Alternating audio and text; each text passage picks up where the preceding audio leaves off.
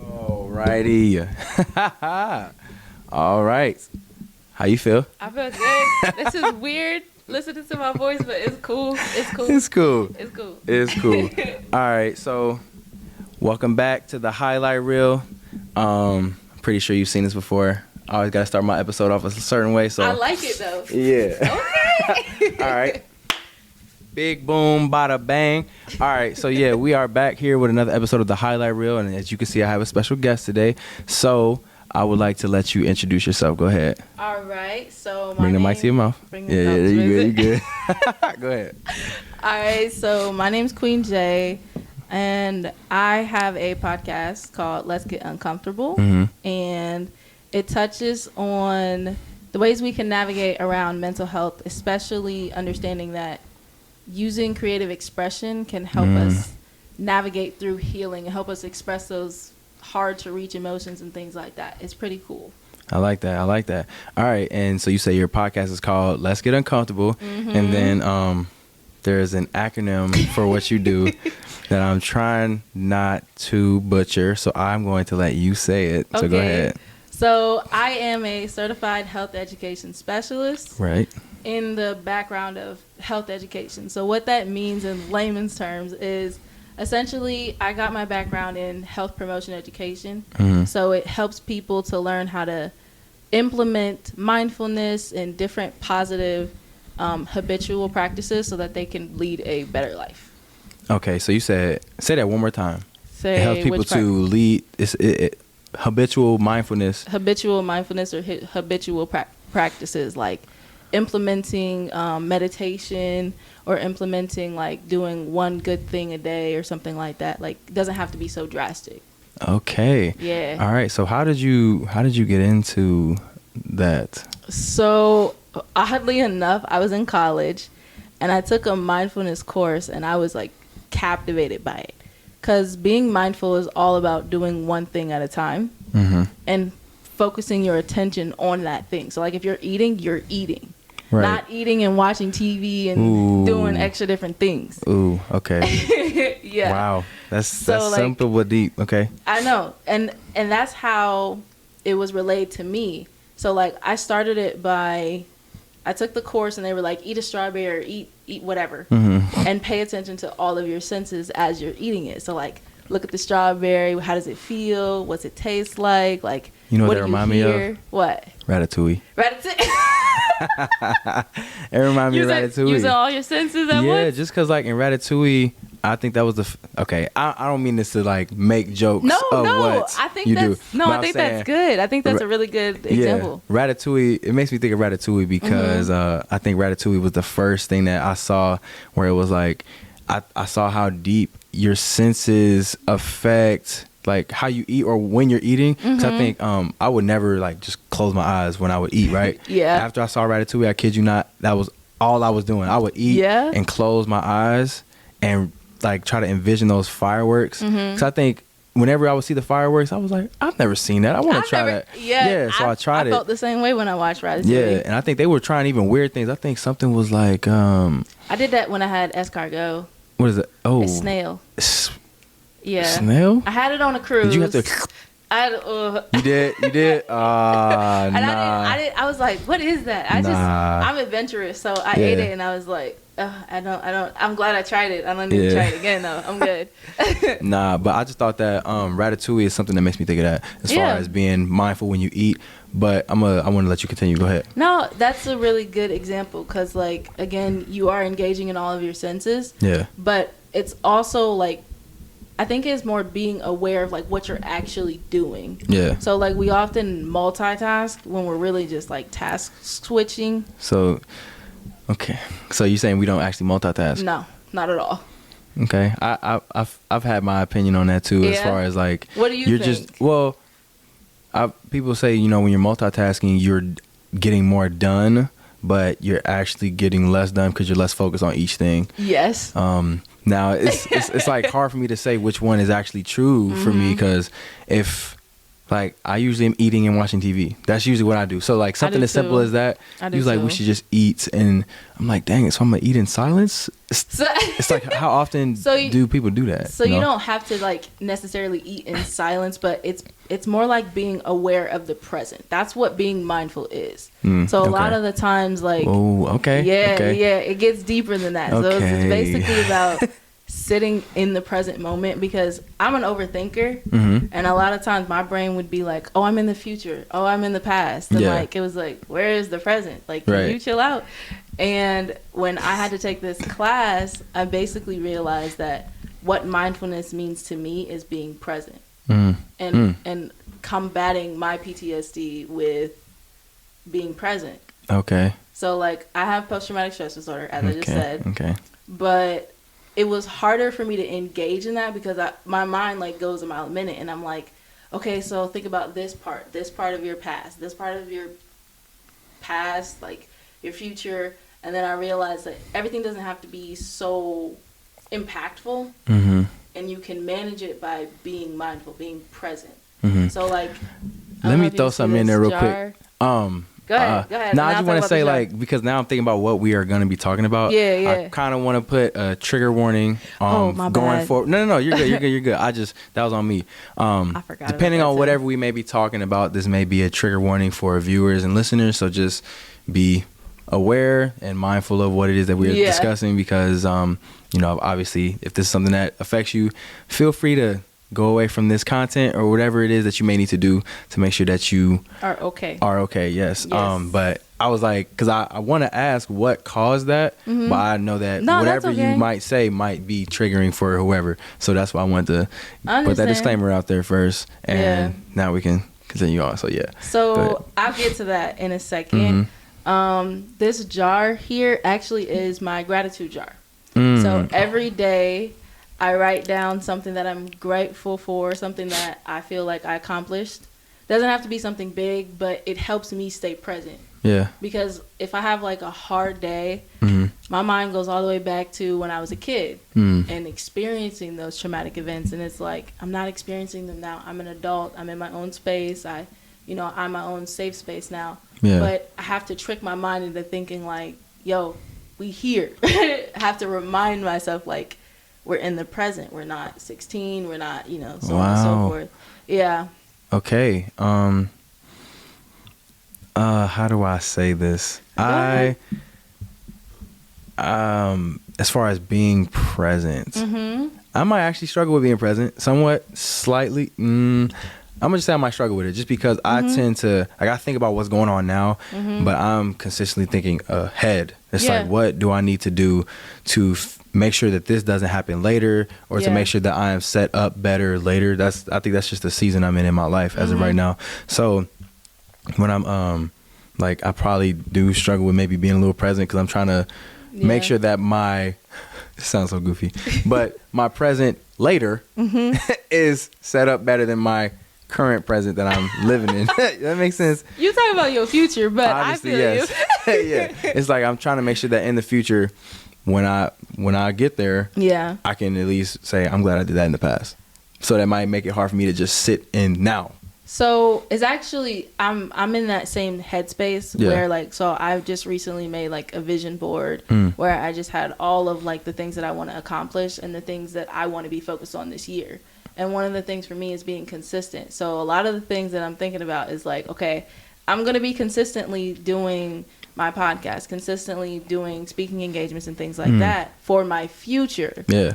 And that's okay. That's still you being present. Yeah. That's not a bad thing, especially when you have a game plan, Yeah. And I think that's what combating post-traumatic stress disorder symptoms and like anxiety and things like that, that can be really impactful when you have some type of routine in place.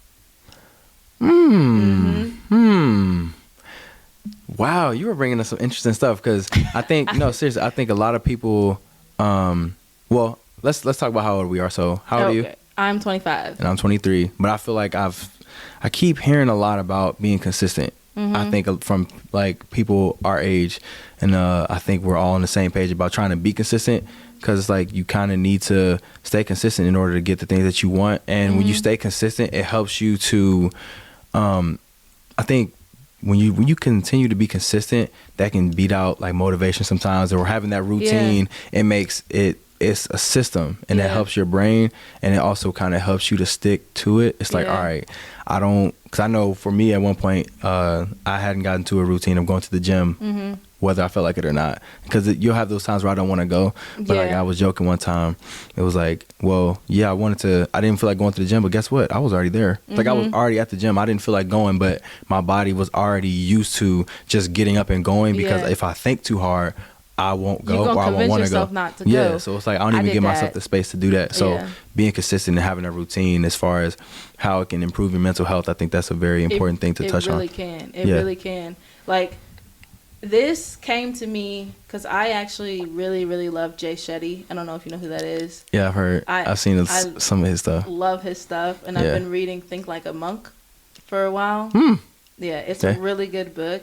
But by him? By him. And I've been reading it, and he was talking about what gratitude brings us instead of like anxiety and feeling like try to feel. Basically, he was like, I challenge you to feel gratitude and jealousy, or feel like gratitude and anger at the same time. Like, try to feel these negative emotions and gratitude. And you can't really. You can't really. Okay. And he was saying like how impactful it is and what being grateful does for you. It helps you stay present. Because you're not thinking of, you can think about the past too. Yeah. But more times than not, what's going to come up is, oh, I'm grateful that I'm breathing, or I'm grateful that I'm like here. I'm grateful that I'm doing these things. And that's happening when? In the present. So I started writing every day, like writing down like something that I'm grateful that I did. Like, I think I started it at the beginning of the new year. And I was just saying like, okay, every day, what am I grateful for? Like, if this day was hard, what about it do I feel like I'm proud of myself about? Like, what did I overcome? And it's also like an affirmation jar as well. So like I can affirm like I'm brave, I'm positive, I'm courageous, things like that. I love affirmations. That's just like my love language, really is. Wow, this is gonna get interesting, because I'm thinking it's like I tell myself. Do I even tell myself those things? I don't necessarily tell myself those things.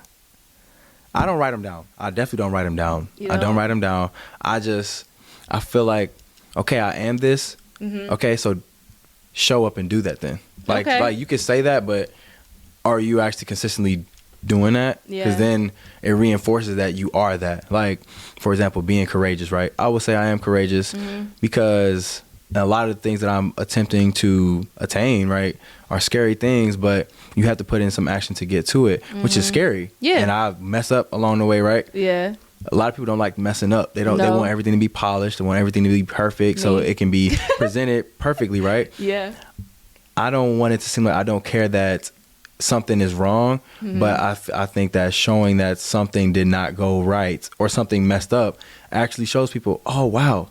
Like, I'm sure he saw that and edited that, but he still did something with that. Yeah. So I think that is that's something where I show courage. It's like, this is hard, because everything that you see on TV and media or whatever is trying to be polished. Yeah. Whereas, like, how polished is your life actually? Because is it actually that polished? So I try to do the best I can with like certain quality of things, but when things don't always go right, and I continue to work toward that, I think that shows courage. But I don't necessarily write that down. I just show up and continue to be that, or aim to be that.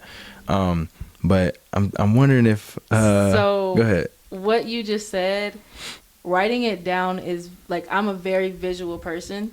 So if I write it down, I'm not saying that you need to. I'm just saying I write it down because if I see that I wrote it down, like, okay, so I'll do this thing now where I will text people like, I'm on my way to the gym. If I told that person I'm on my way to the gym, then guess what? I done tricked myself like, okay, now you got to go because you told someone you're going to do it. It helps me. I don't know. It helps me show up for myself. So these people that you text that stuff to, do they, like, you have that relationship with them where it's like I kind of want you to be an accountability partner in a way. So, or. It's like I make them like. So it's like you don't text them and they're like, why did you text me that? No.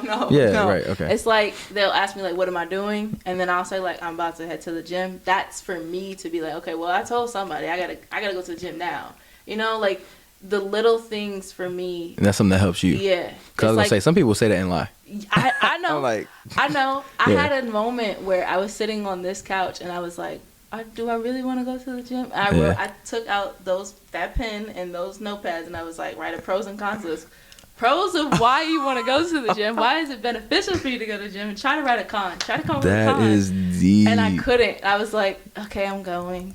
Oh, wow. That's pretty deep. That's pretty deep. Yeah, sometimes it gets like that. And I probably won't do that because I'll mess around and find cons. Or I'll think super hard to find. Like, I might not do that. I tried. I couldn't find any. I was like, you going to the gym. Yeah. Go get your bag. That's why I try not to even sometimes give myself enough time to think about it. Because you think about it and I guess I'm an overthinker as well, right? Mm-hmm. I feel like we all are. Yeah, so like I'll overthink, and if I take too long to think about it, I will let myself overthink myself out of it. Same. So it's like, I don't know, go, just go, just move. Because when you don't, I've been learning when you take action, it kind of kills some of that fear. If you, at least you have a result. You have an answer.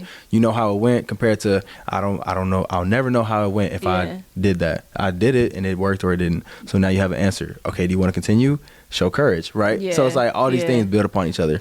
I like that. That.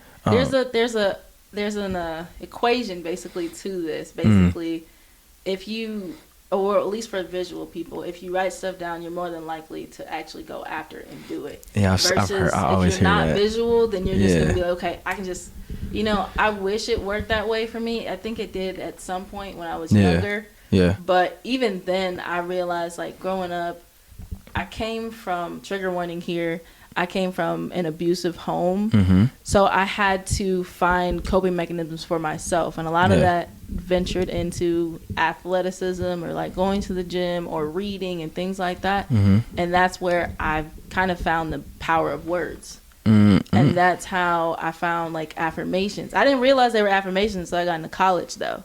So you feel like you've been doing it for a while, but in college, that's when you learned what it really was? Yeah, and like how impactful it can be. Yeah. Okay. Wow. What was I gonna say? Because like I do think it's naturally we kind of beat ourselves up, which is terrible. Ooh, terrible. Yeah. I think it's just like, okay, there's also responsibility with that. If I am this, I need to show up as that because there can almost begin a process of like negative self-talk, self-loathings. If you say you are this, but then you don't show up as that. That's why I think if I show up, I can actually say, okay, I am that. Because I know I've done this. So, yeah, but I wanted to let you continue again. I'm sorry. No, you're fine. Yeah. I think that's great because, like I said, I struggled with, it also helps me combat my negative self-talk as well. Like, one of the main symptoms of PTSD, or at least for me, is auditory flashbacks. Yeah. So, like, remembering what someone has said to me in a negative like context and then having to combat that because it's like it's not actually happening in the present moment, but it's something that happened in the past, and in order for me to combat that I have to be like, no, like talk at it basically and say like, no, that's not who I am, like this is who I am actually, Wow, that's deep. I'm deep, my bad. No, you're good. You said an auditory flashback. So it's like you hear. Yeah. So like in the best way that I can put it, like, so it's like super watered down. Imagine like if you were bullied and you hear that bully, you can still hear that bully like yelling those mean things at you or whatever the case may be. Like even if you heard like an argument or something, like you still hear that. So I call them auditory flashbacks because it's like I know it's not happening. I just hear the voice. And sometimes this is going to be trigger warning here because I'm sure that the people that do have PTSD probably experience this. One point when I was figuring out what it was, I heard myself, but I didn't know it was me. Like I could hear myself screaming, and I was talking with my therapist about it, and she was like, I think that's you. I don't think it's someone else. I think you're hearing yourself. And I was like, oh, man. So how do I deal with that? And levels. She was like, the best way to combat that is to just remind yourself that you're not in that space anymore. Okay. Yeah. All right. So you said you had a therapist. It's great to hear, right? Yeah. I don't have a therapist, but I would like to hear about what does that process look like for you? How has that kind of improved how you feel as a person? Yeah. So I was in therapy for 6 years. Okay. When I first started therapy, I was in middle school and I had a really bad experience. Like, basically, they didn't believe me when I was saying, like, I feel like I'm going to harm myself. Like, they thought I was just seeking attention. And they told me that. So it was like, okay, I'm never going to go to therapy. Like, I'm never trying this again. And then college happened. And basically, like, you know how you find out things about your family and you don't know how to process them? Yeah. Well, that's what happened to me. Okay. And I ended up having to go to therapy to basically save myself. Okay. And I never, like, talked about anything that I went through in high school or otherwise. And the therapist was just like, just talk. And so I just went from the beginning to the end, like, to the middle. Like, I just kept talking.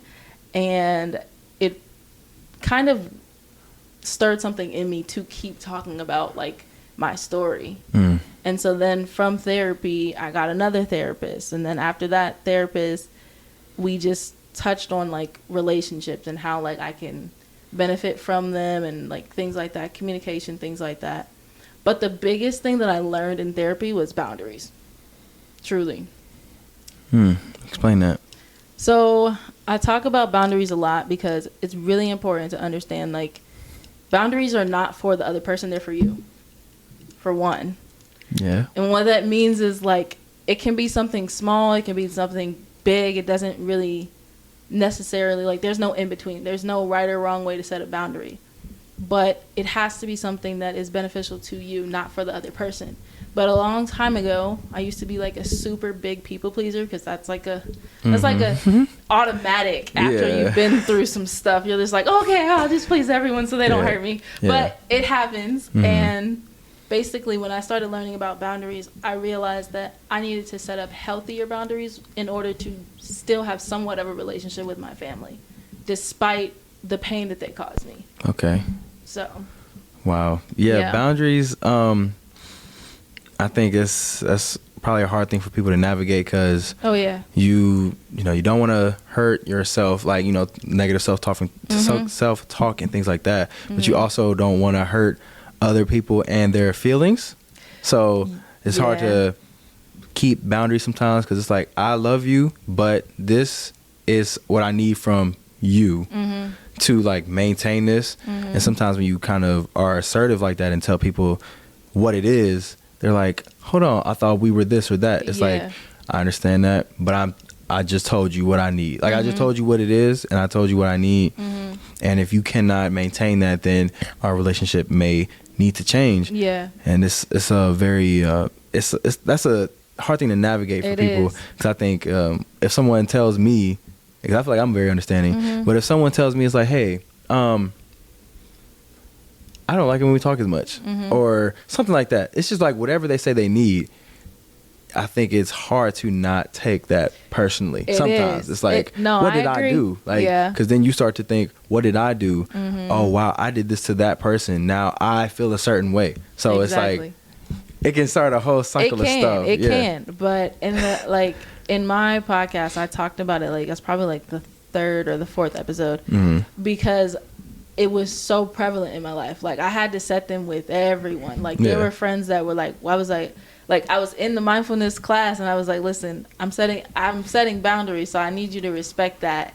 And they were trying to, like, overstep those. And I'm like, okay, I got to be assertive. If you're not going to respect it, then I have to move accordingly, because it's not helping me if you're just going to continue to overstep it. Like, you have to understand why I'm setting this boundary. You don't necessarily need to be, like, all gung-ho about it and act like you're happy about it, but you need to respect it. Okay. And so, like, it's a hard thing to navigate just because people are so worried about, but again, that's the part of people pleasing.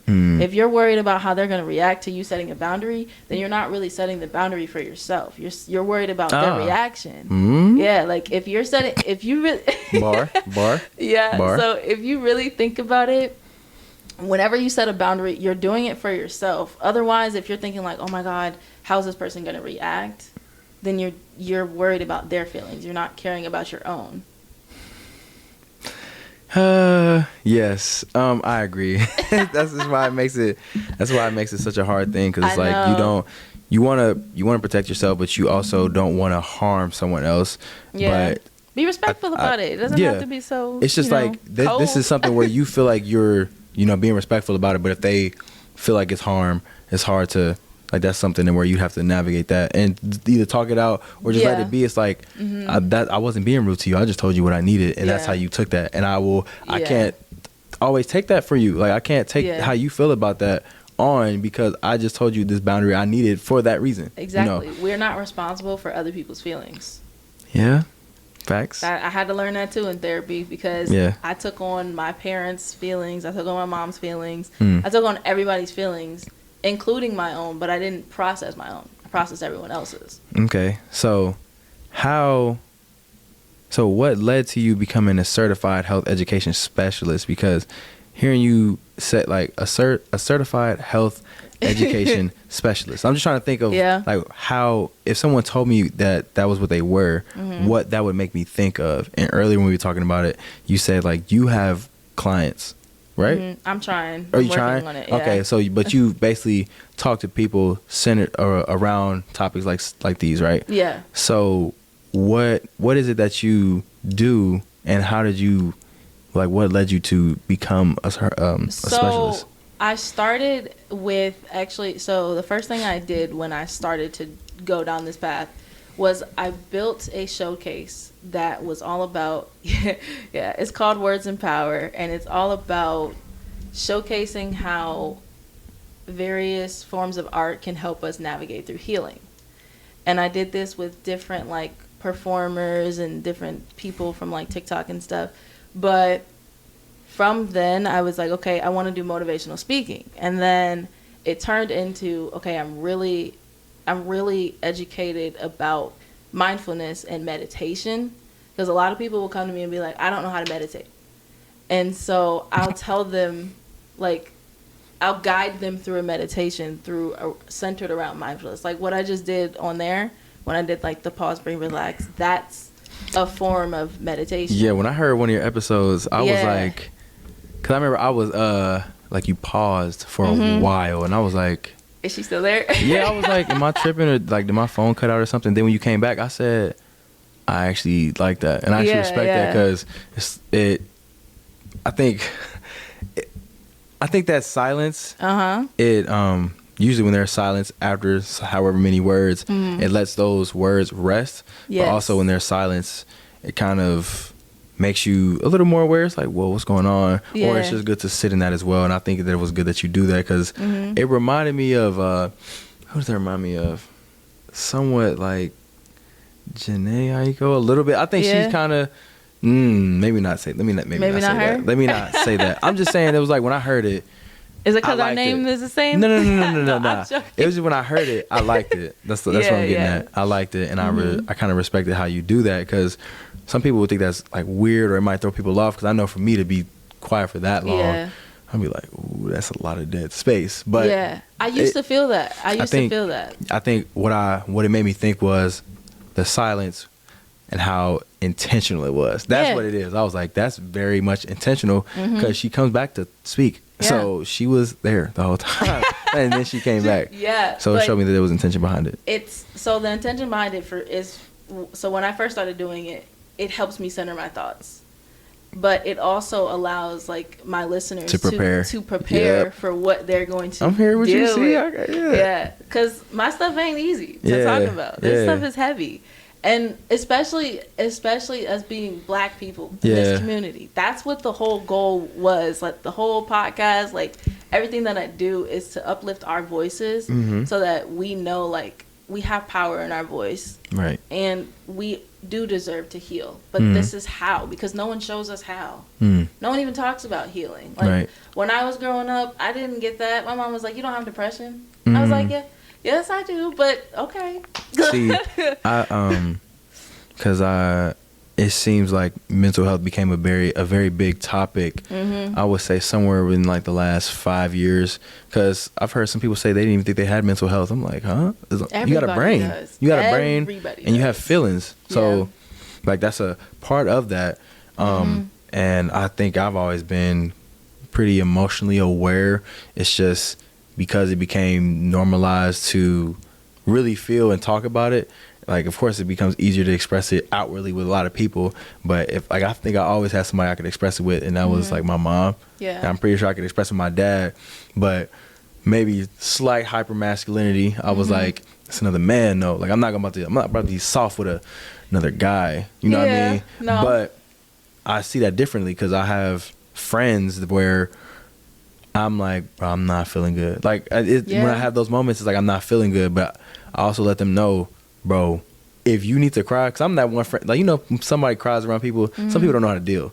Like, I have friends like that. And it's funny because it'll be from friends that you don't expect. You're like, oh, you're so nice. Like, I would think you know how to deal with that. Some people are like, bro, I don't know what to do. They're Me, crying, what do I I'm do? the one where if you are crying, I'll just sit there. It's like, I'd rather you cry and know somebody hears you and somebody's there with you than you be by yourself. Because I know what that's like when you cry and you by yourself. Like, that's real. It's not fun, because when you crying by yourself, again, your brain starts to take you to a place and you're like, all right, I don't, like, this is not where I need to be. So when I'm present with somebody, it's, you know, and obviously you learn it. Yeah, like, you learn how to navigate that.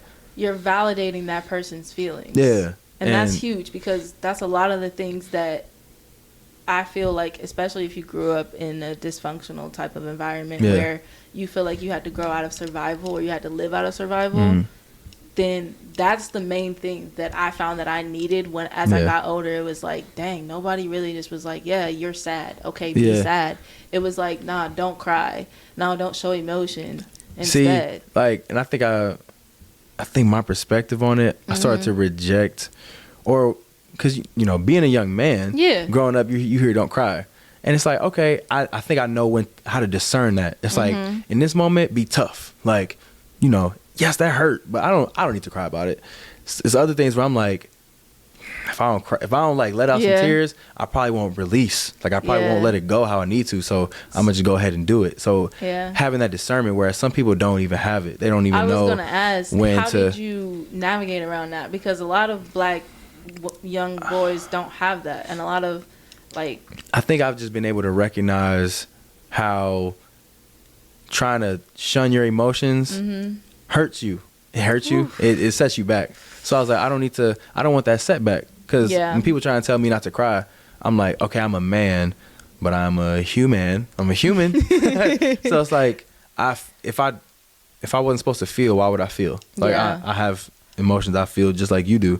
Now, I might not go cry to the world, but if I'm by myself, trust and believe, I might do what I need to do to feel what I need to feel and process. Because I think if I'm not processing, I'm not thinking correctly, and I'm not even allowing myself to be present. That's how I, like, keep myself present, because I think I'm very aware. So if I'm like, bro, I'm not feeling good, like, this don't feel right, I might need to cry. And I think ever since I've accepted that, I think my emotions, as I said, I've always felt I was kind of emotionally intelligent and emotionally aware. But even now, I see how easy it is to tap into certain emotions. Because if I'm watching a movie, or certain things that touch me, right? Yeah. Like, I went and saw, basically, like, this sounds so goofy. Let me give a different example. Okay. Like a movie like King Richard, right? King Richard. It was about Venus and Serena's dad. I didn't watch it.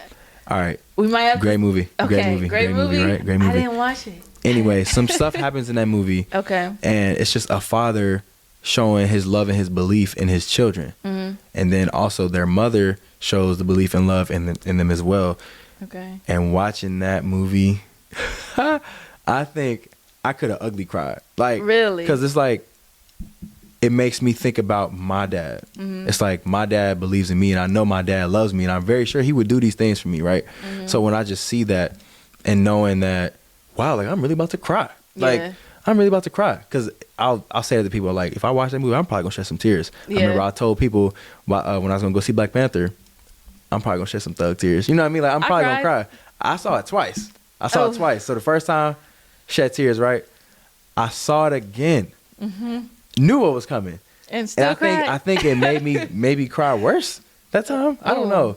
Like, because I knew what was coming. Yeah. But I think usually what touches me is something when it's like family or when it's a parent to a child, because I think about my parents and their love for me, and how I plan to love. Like I'm low-key getting chills right now. Like just how I plan to have love for my children.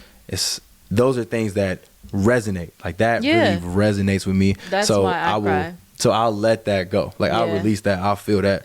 I had to do that when I went and saw the movies. When I saw Black Panther, I was there because I had just lost my uncle and my aunt, and I was like, I don't want to go see this movie. Yeah. But I went anyway, and I went by myself. But I was like, I feel like I need to go on this like journey alone because I couldn't get myself to release the emotion when I was here by myself, and I couldn't talk about it with my family because it was heavy. It was really hard because you couldn't do it by yourself. Like you couldn't release it by yourself, but when you got around other people, you could. Yeah. I don't know. I wasn't even talking to these other people, but it was just, I think it was the fact that like the movie storyline relayed to with what I was experiencing at the time. And it was like, okay, you're not in this alone type of feeling. Ironically, I can kind of feel that too. Yeah, so I let it go. I let it go when I was in the movie theater. I was like, I'm not crying over this person anymore. I'm crying over my people. In the last several months, I've experienced that within my family. Yeah. And I haven't, I think that was one of those things where I had to analyze if I was like, not desensitized, but I was wondering like, I'm not crying, but like I feel a low, but I'm not crying. I think that was the discernment. It was like, I see what you mean. If I don't stay strong right now, my mom will, like if my mama see me cry, she probably gonna cry. Yeah. Almost every trip, right? Yeah. So it's like I need to stay strong for her right now. Yeah. But I think I did have my moments where I was like, I maybe shed some tears like, man, I'm never going to see this person again, and just things like that. So I think I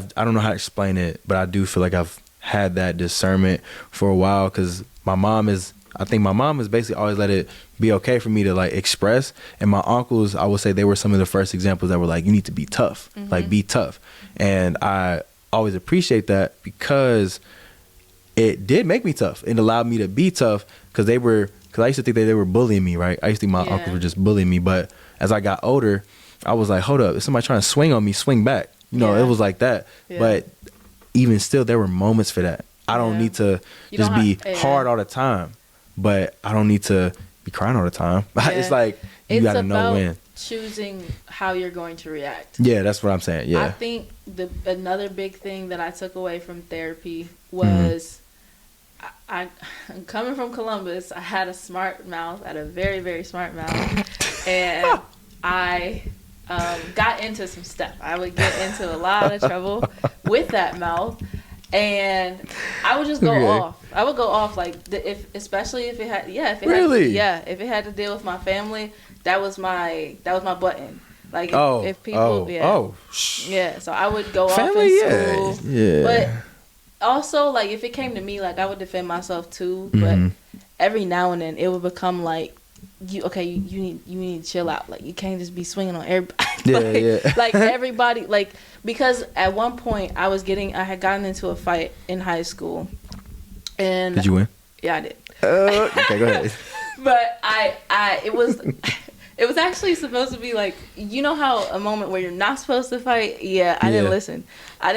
And my mom and I had to talk about it, like looking back on it. Oh, my bad. You good. Looking back on it. Yeah. And my mom was like, I don't think that was the moment for you to go back on that bus and do what you did. And I was like, but I think it was. But I also understand where you coming from. Maybe I could have handled it a little bit better. And she was like, yeah, because you got people thinking you ghetto now. And I'm like, that's not what I was trying to, Yeah, like I never really think it's worth it. That's why I don't do it. But like, I'm trying to see how this I'm trying to make this relate to what we're saying. It's like discernment and knowing when to choose how you want to react. Because I realize when I'm in protector mode, especially around like my friends that are girls, I am going to want to be violent a lot faster because I'm like, I gotta protect whoever's with me, right? Yeah. But if I'm with my homies, I'm like, I start like laughing because I'm like, oh, we about to do damage. I'm not saying women can't, but it's like I know in an instant like that, I don't want you to do nothing. Let me handle this. Whereas when I'm with my homies, it's like we finna get up in they tail. Like, seriously.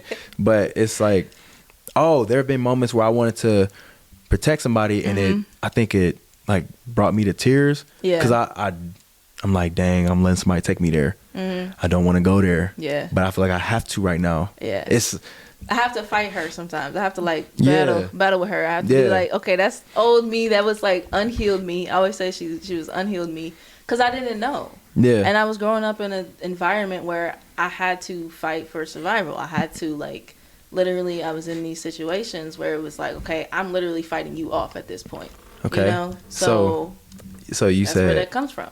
Okay, so do you feel like you're coming out of that survival phase? Okay. Of course. Like, okay. Definitely. But I have to keep it in check. That's like, have you seen the meme where the like, I don't know if you see a lot of healing memes, but there's this one girl who is like, she's in a courtroom and she's trying to say something, but they have like the sentence above her, and it's like me trying to keep my old self back, and the girl's like, yeah, and she's trying to like really hold herself back from saying what she used to say. It's a video? Yeah. I've seen something like that where it was like, I think somebody was like, that's what you have to actively do, especially if you get to that level of healing. Yeah. You're not going to want to go back to, like, she going to still be there. That's still going to be a part of you, but you got to decide whether you're going to respond or react. Yeah, I think I've seen something where it was like somebody trying to be nice to somebody, and somebody said, I thought you was going to be nice this year, and somebody's like, I'm going to find it. I'm going to find it. I'm finding it. And I was like, I'm getting it. I'm thinking, okay. I'm going back to it. I don't, see, I get that. I understand that. Yeah. I don't necessarily relate though, because it's only certain situations that, well, I feel like generally I'm pretty cool, chill, polite, whatever. Yeah. But it's really in those moments where I think somebody's trying to take me there, where I have to really control, and that's why I think I know how to manage my emotions pretty well, because I like to think. Yeah. I know if you get too deep in a certain emotion, you can't think, and just being in certain situations, I know if I can't think, then like if you're in a panic, feeling, you're not thinking as well. No. If you're angry, that's the one for me, because I've never let my anger take me to the point where I actually fight somebody, because I don't know what I'm gonna do. The two of the most prominent times it happened was in college, and I feel like they happened within a month of each other. At the time, I was trying to protect my girlfriend because we were at a concert, so I know what comes with a concert. Obviously people gonna be like pushing you around and all that, but going into it, I was like, as long as she's protected, I'm good, right? Like, I'll be all right. I'll deal with whatever I got to, but as long as she good. Once I started to see how it was affecting her, I like flipped the switch. I was almost about to swing on everybody in the crowd, and I was ready. I was seriously contemplating. I was an RA at the time, all that. I'm dang. I might have to get kicked out of here, whatever, but y'all are not about to do this, right? Like, that's not what's about to happen. Then another time, I went to a white frat party one time with my friend Melina, right? So what happened? We was at this party, and she had to go get her friend real quick. So when he came back, like when they came back, they weren't trying to let them in. So she called me, and I can't remember if she was crying on the phone or not. I walked out, she was crying. That is not, like, oh Lord. My fist was, I was like, why is she crying? Why is she crying?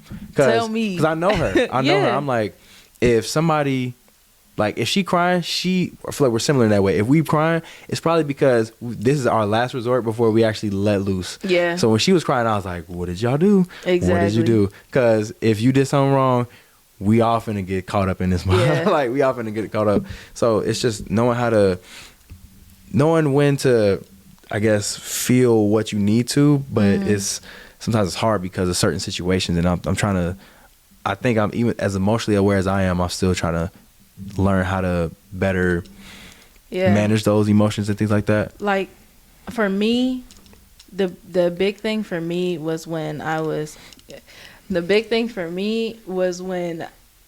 had gotten into like a really big argument with like one of my family members, and I kept telling them to leave me alone. Like, I was setting a boundary. And I was like, I am not coherent right now. Like, I am out. I can't.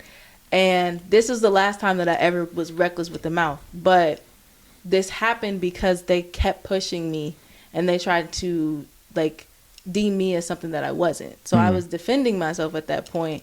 But when I went off, everybody around me were like, yo, you flipped the switch. Like, I've never seen you like that. And I'm like, I know. I know you ain't never seen me like that. You didn't grow up with me, so you've never seen it. But this is how I can get if you keep pushing, you know? Yeah. And I remember, like, even, like, my family was trying to say, like, I was in the wrong for saying what I said. And I was like, no. Let me tell you why I'm not. Because this happened, and I even told my dad, I used the metaphor. I said, Dad, if you back a dog in the corner, what is that dog going to do? Bark. And he was like, start fighting back, yeah. Wait, what? I was like, if you back a dog in the corner, what is that dog going to do? That dog's going to bite, right? And he was like, well, yeah. I was like, okay, so I bit. Then that's what happened. Yeah. But everybody, it took them a moment to get around that because they were like, Janae, you don't talk to them like that. I was like, how can y'all tell me not to talk to such person like that? But what about what they did? Right. That's the thing that always got me. It's like, y'all don't want to see a nice person flip. Yeah. But y'all push them to flip. And when they do, y'all like... go there. We don't even have to go there. I know what that's like. You know what I mean? Trust me. Trust me. Yeah. How did you didn't expect that to happen? Right. So, but like, as you've been learning how to navigate those emotions and everything, because I do want to tie it back into how you are a certified health education specialist. How have you been using that to help others? Because I know you did touch on earlier how you kind of help people to meditate and things like that. Like, what else are you kind of showing people or trying to teach people, things like that? Through my podcast, I do the mindfulness at the beginning of the podcast, as we mentioned. But I have a Patreon where I have they have the option to do like one-on-one sessions with me, and I can teach them how to navigate around meditating. Because meditation is not just sitting in place and it doesn't have to be like, okay, I'm just sitting here in place and I'm not doing anything. It can actually be like, so mindfulness can actually be like you, like I said, participating in like one thing at a time. So one of the other big things was like washing the dishes. Like, you would not think that this is a mindfulness activity, but it actually is. If you pay attention to like the bubbles, if you pay attention to like the soap or like the smells and things like that, it basically helps you focus in on your senses and allows you to stay present and like, okay, focusing on like the soap, cleaning the dish and things like that. Do you ever feel, has anyone ever said anything about like that being overwhelming in a way? Because for some reason, because I'm just thinking for you to focus, it takes a lot of focus. Because I'm thinking, all right, when I'm washing dishes, what I'm focused on is getting done. No, seriously, like I know. That's usually the thing, but it's all about like your breath too. So like slowing down. Everything is connected to breath. That's the thing. Everything is connected to your breathing. So like if you're meditating, it's not even like, I saw something where a lot of people think like, okay, if I'm meditating, I'm just going to sit here and I'm just going to think about this one thing. But it's actually not that. If you think of your thoughts as like clouds passing by, it's a lot easier to start meditating because you're focusing on your breathing. You're focusing on not like where your mind is at, because if you do that, then you're causing anxiety, right? So it's all about focusing on like your body in the present moment and more so your breath. So like if people want to sign up for it, that's totally fine, but that's what I would guide them through. Like, it doesn't have to necessarily be, okay, you sit and stare at a corner. Like, it's I'll not try and that. put your I can put your like your Patreon in the description and everything. Yeah. But so do you feel like you are managing your emotions better and you feel like you're getting more uncomfortable? I mean, you're getting more comfortable with it. Okay. Of course, definitely. Especially since I just recently stopped going to therapy and I didn't like, my therapist was like, you don't need me anymore, basically. Like, really? We're good. Yeah. I have never been to therapy, but I always wonder what that process looks like. Because like your therapist just said, "Yep, you're good." Because I'm like, it sounds weird in a way. It's like, I come to you because I need you. So how are you? It's almost like, how are you going to tell me I don't need you? Basically, all of the tools that I acquired over the years throughout therapy, I utilize them in my everyday life. Sometimes I need a tune-up every now and then. Okay. But when she told me that, like, I was processing stuff with her, and did you cry? I did. Yeah. I cried a lot, especially when I first started. Because you probably thought you did. You probably thought you still needed her. Yeah. Right? Yeah. Because she was like, I think it was like, so we had like 3 sessions, and she had already tried to say it in like the 2 sessions before that.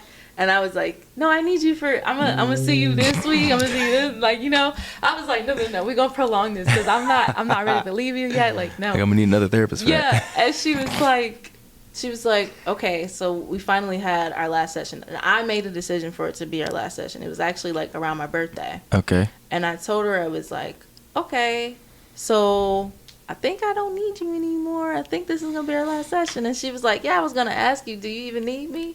And I was like, huh? Wait a minute. What do you mean? I still need to process something. I don't know. I think it comes from like my upbringing and like her saying that. And I'm like, dang. But it made sense. And then looking at it from the standpoint of, I have been in therapy for a while, and it's not like I'm checking in with them all the time and I need them. I'm at this point leading my own sessions. Like with your therapist. Okay.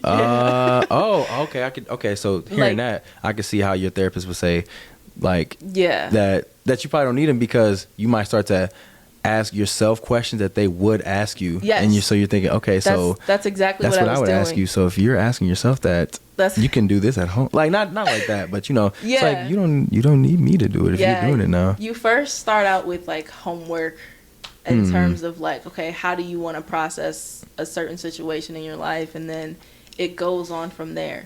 But when I first started therapy, that first therapist was like, hey, therapy isn't just you coming into these sessions and talking. It's you actually putting the work in action outside of therapy. And I was like, huh? And then that's when it became like, if you're going to do the inner work, you have to do the inner work all the time. Like, I was on antidepressants for a while, but even my psychiatrist was like, you don't need them. You're good. You're managing on your own. Like, you have all these different coping mechanisms, whereas somebody who's just not experienced in therapy at all, they don't have anything. They don't have any tools. And I was that at one point. I didn't have nothing. I was just constantly, like, accidentally turning my friends into therapists because I was just venting so much and, like, getting everything off my chest. But it wasn't helping. Like, I found the big turning point for me to even get into therapy was when I was saying something and I was like, damn, why did I say that? Like, why did I say that? And the next question that came after that was like, why am I telling people, or why am I even telling my story if all I'm getting met with is, I'm sorry that happened? Like, you know what I mean? Like, it wasn't. I try not to do that. That was before, but like, I wasn't met with anything but like, sorry. I try not to do that because I've heard many times of how that's not really effective, or it's like very dismissive. But I think it's like, okay, I heard you, but like, I don't know. It's like, what do you say? Because honestly, the sentence you would say, really, you would say verbatim, I'm sorry that happened to you. Thank you for sharing that with me, but I'm not equipped to handle what you just told me. Oh. I am not a therapist. Like, I've had to say this to people because people see that I have a podcast, or like, I've always been that person that can be very understanding. So I've had to be like, hey, do you are you talking to someone that's not me? Because I'm not a licensed therapist. I am able to guide you through some situations, but I don't have my background in, like, I have my background in psychology, but I'm not a therapist. You know what I mean? I'm not licensed. I think I will say thank you for sharing. Yeah. Because I want the person to know that I am present and I am listening. Yeah.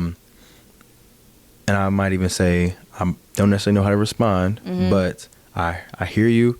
I can sit here with you. Yeah. I can be because I'm also trying to learn how you don't even have to always have an answer. Some people just want to talk. Just want to talk.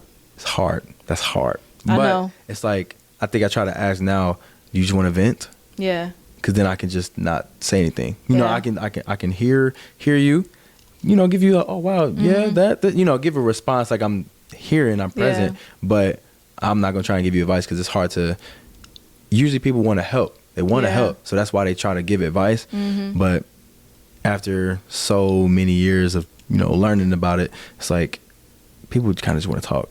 And they might even work themselves That's to what their my solution. job is. Yeah. That's honestly all they do. Like, I had a customer today who was just venting, and I was like, yep. And he was like, oh, I didn't mean to go on for that. I was like, no, you're fine. You good. Yeah, That's but what I do. Appreciate it. Yeah. They be like, well, I'm glad you listened. Because like some people be like, okay, what do you need? What do you need? And like sometimes I'm so surprised by the number of people that actually do that. Like, I don't understand. Like a lot of people or not a lot of people? No, by the number of like representatives or like, you know, like the customer service workers that actually be like, they sound so uncaring. And me, I'm like, hi, how can I help you? Like, are you guys good? Like, you know what I mean? Yeah. Like, we listen to like trainings and stuff, and I'm always like, did you really just say that on it? Okay. Yeah. Yeah. But I think that this has definitely been a good conversation because mental health is definitely something that needs to be discussed. For sure. And it needs to continue to be discussed. And I'm glad that I kind of got to hear your experience, learn about a little bit of what a certified health education specialist does. Because I remember when I first saw it on your profile, I was like, what is that? Like, it's usually when I see acronyms for people, I'm thinking, oh, that's a big, like, you know what I mean? If it also helps, think trauma-informed education, too. So making, like, you see how I was using, like, my past to make informed decisions. And, that's what it would be mainly, taking your trauma and saying, okay, now that I have this information about your past and your background, I can guide you with implementing such and such into your life slowly, type of thing. Okay. All right. Well, again, thank you, Janae, for being a guest on the Highlight Reel. Thank you for having me. Yeah. And again, thank you for sharing. I genuinely mean that. But thank you for sharing your experiences, what you have learned. Yeah. Because this is everybody has their own journey with it. Of course. But I think it's important for people to at least see what's been working for others or what experiences others have. That way people don't feel like they're necessarily alone with however they're thinking or however they're feeling. Because even though with some of the things that you said, I can't necessarily relate, I've heard them or I maybe could relate to it a little bit. So both count for something. Yeah. So, yeah. But again, thank you so much for being a guest on the Highlight Reel. I'm glad that we were able to do this. Thank you so much to the viewer and to the listener for tuning into this episode of the Highlight Reel. I hope that you were able to take something away from it and can apply it to your life. And with that being said, that has been your episode. Yes. So, peace out. I love that. Peace.